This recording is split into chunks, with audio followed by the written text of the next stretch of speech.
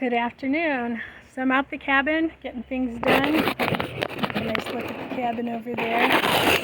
Gotta do a cabin update so people can see the progress we've made.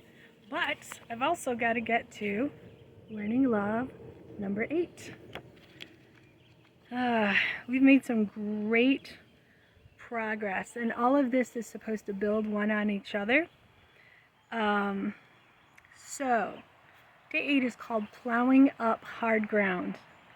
And all of this, I don't think that this process that we're going through is particularly easy. If we take it serious and we take each day serious and we take each of the prompts seriously, and we really work at this and talk to God about what needs to happen in our hearts, we're gonna make some great progress. However, sometimes the ground's a little hard.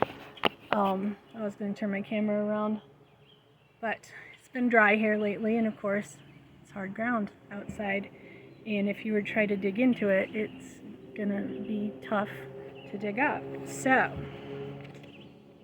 Day 8. We know from experience that this journey of learning what love is and applying it to our lives does not happen overnight. No. In fact, we still have issues that unexpectedly intrude on our lives, but we are a lot further down the road than we were when we started. Think of the idea about the truth of God's love for us like that seed we are trying to plant. But in order for our hearts to be ready for that seed of love to be planted, the ground of our hearts may need to be plowed up. Often in response to emotional pain, our hearts grow hard. We let nothing in because we are afraid that we will get hurt again. Hard, bristly thistles grow, daring anyone to approach. And those that do try to get close to us pull back, scratched and pierced from the attempt. Most won't stay and try again to reach us, and when they walk away, the idea that we are unlovable is reinforced. If a hard, crusty layer lays over the ground of your heart, it may have been a legitimate response to deep wounds you received. Those responses have been necessary to protect you, to keep you physically and emotionally safe. But not dealing with that hardness keeps more things out than just pain. It keeps out love. The love of others and of God. God can be trusted to be gentle with your heart. He will not push you beyond what you can bear. Instead, He will tenderly lead you and grow you into a deeper relationship where you can know you are cared for and loved. We know this can be difficult, but you don't need to be afraid of the hard places. Think about the people in the Bible whose identities were forged in the hard places. Joseph was sold into slavery and eventually spent a lot of years in prison before he became second only to Pharaoh. Moses spent a lot of years on the backside of the wilderness before he became the deliverer of the Hebrews. And little David was the overlooked son of Jesse, who wasn't even considered by his father to be presented to the prophet Samuel when God sent him there to appoint one of Jesse's sons king. He was left out in the fields to tend the sheep, but what did he learn there? He learned to fight off the lion and the bear to protect the sheep. His training out in the fields prepared him to face the giant. These men became the founders of our faith that we look to as examples. Each of them learned about the faithfulness of God in the hard places of life. We want you to go slowly, because it takes time for a sturdy plant to grow that is rooted and grounded in love. You'll go through seasons of plowing, planting, and growing. Trust the process and know that it takes time.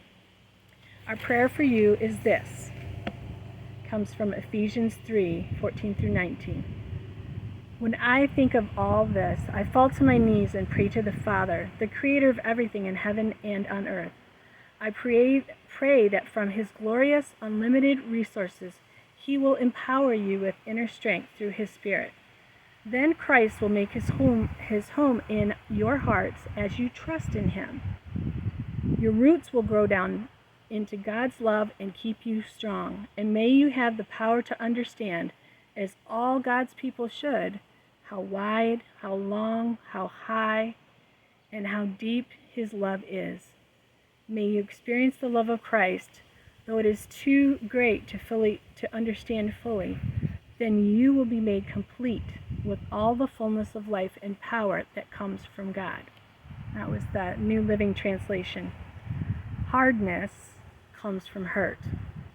Think about a hurt that caused your heart to put up defenses, and let's start by dealing with that hurt.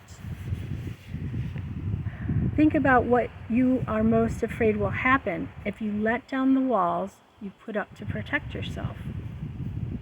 Ask God to show you where that hardness began to develop, and record that here. What did you believe about yourself, God, or others because of that incident? Okay, so let's go through our processing. What was the weedy lie that you believed because of that? Who do you need to forgive? Do you need to forgive yourself? Do you need to forgive someone else for planting something in your heart that didn't belong there? You need to be kind to yourself and rewind and be present in, remember, we're connecting to God, and we're rejecting the lie and we're replacing it with the truth. And then we're resting in that truth, in that connection with God. The truth is that God loves us so much, and our hard hearts are safe in his hands. And then our last one, we are going to respond to that love. Think about a person you have not allowed past your protective barriers, who did not deserve to be shut out. How could you reach out to that person in a small way and interact with them? Sometimes that's scary. Sometimes we're not ready to do that. But that's why it's just, think of something small. Think of a text or a card, or, hey, their birthday's coming up. Make sure that they know that you know it's their birthday. Anything. Start small. But the hard ground of our heart, because we have been hurt, does need to be plowed up, so that that seed of love that God has for us can be planted in our hearts and begin to grow. Okay, see you next time.